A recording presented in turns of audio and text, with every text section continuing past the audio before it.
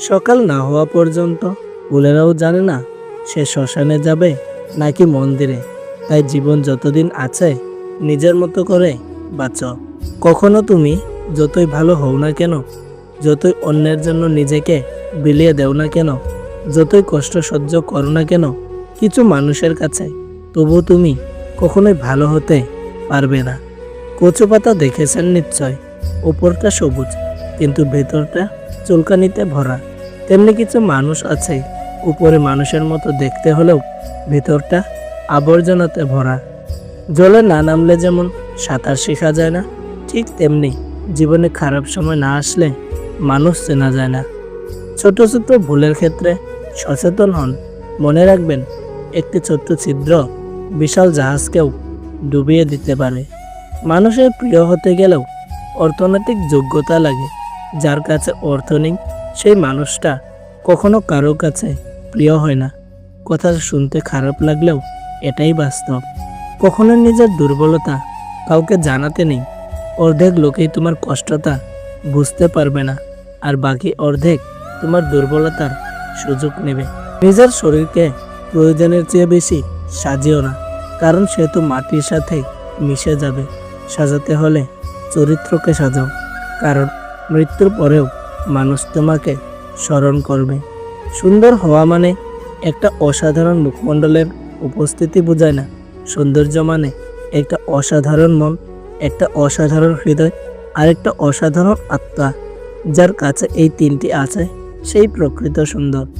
ভুল ট্রেনে যদি উঠেই পড়ো, পরে স্টেশনে নেমে যাও, কারণ ট্রেন যত দূরে যাবে তোমার ফেরার কষ্টটা তত বেশি হবে। জীবন মোমবাতি নয়, তবু নিভে যায়।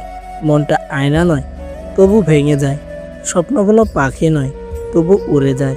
মানুষ আবহাওয়া নয়, তবু সময়ের সাথে বদলে যায়। কাউকে জীবন থেকে সরিয়ে দেওয়ার প্রথম লক্ষণ হলো কথা না বলা।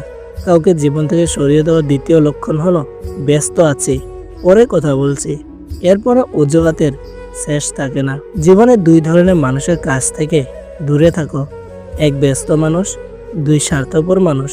কারণ ব্যস্ত মানুষগুলো তার ইচ্ছে মতো তোমার সাথে কথা বলবে, আর স্বার্থপর মানুষগুলো তার দরকারে তোমার সাথে কথা বলবে।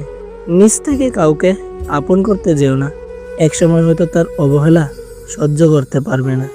সবাইকে বিশ্বাস করলে বিশ্বাস কথাটি মূল্যহীন হয়ে যায়। যা তুমি দেখাও তার চেয়ে তোমার বেশি থাকা উচিত।